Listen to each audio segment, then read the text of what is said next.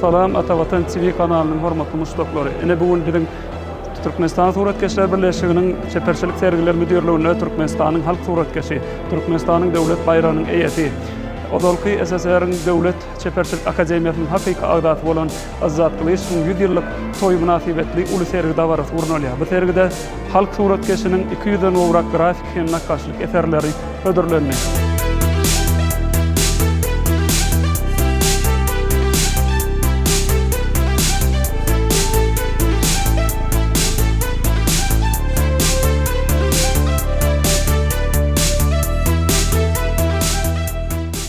Bu eser suratkeşiň döredüjülüğiniň ömründäki döredüjülüğündäki ähli eserleriniň aglabaty sergide hödürlenýär. Şu serginiň dowamynda suratkeşiň bütün ömründe döreden dürli kompozisiýalar, dürli nakkaşlyk eserler, dürli portretlerdir, peyzajlar giyirdiler.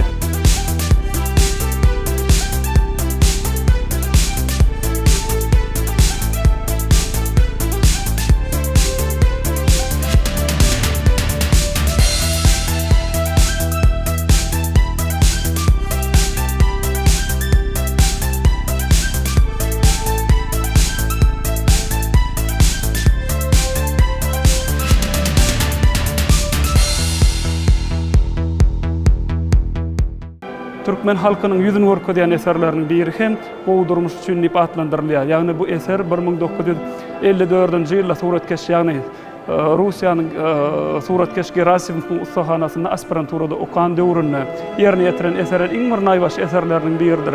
Bu eserde suratkeş eýen 1917-nji ýylyň wakasyna ýüzlenýär. Ýagny 17-nji ýyldaky bolýan ahwalaty suratkeşiň çağalygyna göz öňünde galan şekiller, onun bolýan ahwalaty görkezýär. Ýagny suratkeş görkezýän tematik aýratynlygyna laýyklykda şol döwürdäki türkmen halkynyň kyn durmuşyny, onuň ýagty geljegi üçin göreşýän wakalary görkezýär. Ýagny bu ýerde atyň jylawyny saklap, bir elinde de atyň jylawyny saklap oturan oglanjygyň keşfi, bärde watan üçin göreşmäne barýan türkmen eskerleriniň umum keşfi, türkmen gozatdyr enesiniň keşfi. Şeýlede uzaklara, alyslara siňip barýan inniki eskerlerin innik akwal hakynda pikirlenýän, tomaşaçyda döredýän esas howsaly şol çaňa siňip barýan eskerlerin geljeki ýazgydy hakynda gurrunýar. Bu ýerde kartinanyň şu ýerine görkezilýän gyýdyň keşfi, onuň innik akwal hakyndaky edýän pikirleri ýa-da öz şagatyny emdirip onuň bilen bir özüniň mehr berip duran enäniň keşfi ýa-da bir aglat duran şaganyň keşfinde innik akwal hakynda suratkeş esas ideýany aýtmak isleýär. Şol ideýanyň üstü bilen türkmen halkynyň geljekde ýagty geljek üçin göreşen halkynyň gahramançylygyny, onuň edermenligini şu kartinanyň üstü bilen görkezmek beýle inanýar.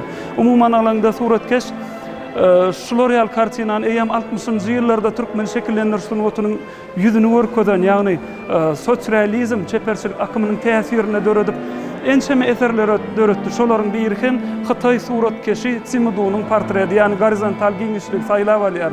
Bu ýerde Hytaý Halk Respublikasynyň bir suratkeşleriniň biri bolan Tsimydunyň portretini eýem 60-njy ýyllardaky suratkeşiň hakyky çeperçilik diline mahsus bolan lakonik häsiýetler, plakatlaşdyrma, çeperçilik täherlerini umumlaşdyrma usulyna ýerine ýetirýär. Suratkeş şloreal eserleri 60-njy ýyllardan soň dürli jehlerde, dürli mazmunlarda, kompozisiýalarda, portret eserlerine, peyzajlaryna döretdi. Suratkeş mundan başga da ömrüniň döredüjülüğine ençeme zatlara ýüzlenýär. Sebäbi suratkeşiň aýtjak bolýan ideýasyna esas aňyrsyna ilki bilen türkmen halkynyň gahramançylygy, ilki bilen türkmen halkynyň şahsiýetleriň, olaryň obrazlary hakynda döredildi.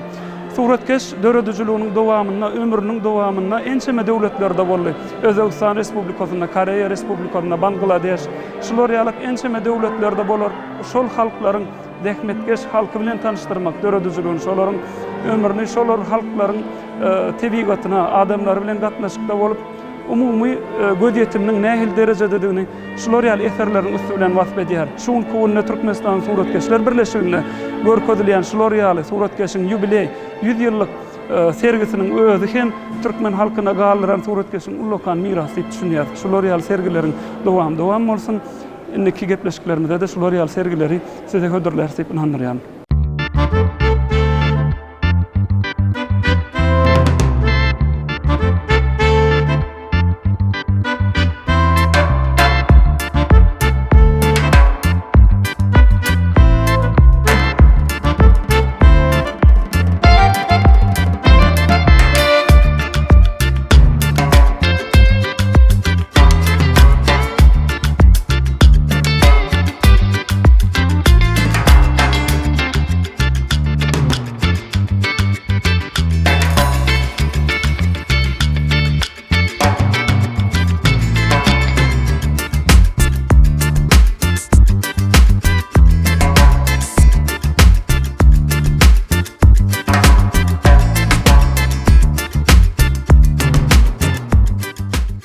1923-nji ýylda dowulan suratkeşiň çagaly agyr ykbala gawat gelýär. Şol agyr ykballa suratkeşiň öz kakasynyň hem bilimli adam bolanyny, ýani 37-nji ýylyň agyr ýyllaryna gawat gelen kakasynyň asyl keşfini bilmeden onuň şol real keşfini döredýär sebäbi döretmegine onuň bir eline aý bilen günüň şekiliniň goýulmagy, bir eline harplyk ýazgyl kitabynyň goýulmagy ol adamyň bilimli adam, sowatly adamdygyny suwd edýär. 1896-njy ýylda suratkeşiň berýän maglumatyna ýazyp giden ýazgylar esasyna salgylansa, suratkeşiň 1896-njy ýylda ýani Am deryanyň üstünden çekilen köpürden soňra onuň kakasy Annagylys Ahun şol döwür Buharanyň Göweldaş medresesini hem gutarıp gelenden soň owada kiçirek medrese açyp şol ýerde ýaş türkmen çağalaryna ilkinji bilim beren ilmli sowatly adam bolanyny, onuň 1925-nji ýylda Türkmenistanyň ilkinji molumlarynyň gurultaýyna gatnaşyp şol ýerde de özüniň çykyşy bilen tapawutlanan bilimli adamdygyny suwd etmek isleýär. Şol görkezilýän kartina bilen suratkeş öz kakasynyň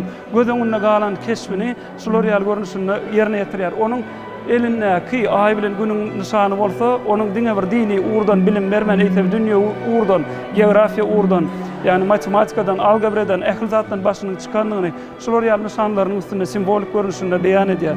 Şol real kartinalar suratkeşiň her bir döredüjligine goýulýan nyşan onuň içki pikirlerini, onuň içki oý pikirlerini dürli nyşanlaryň üstü bilen halka ýetirmegine dowam edýär.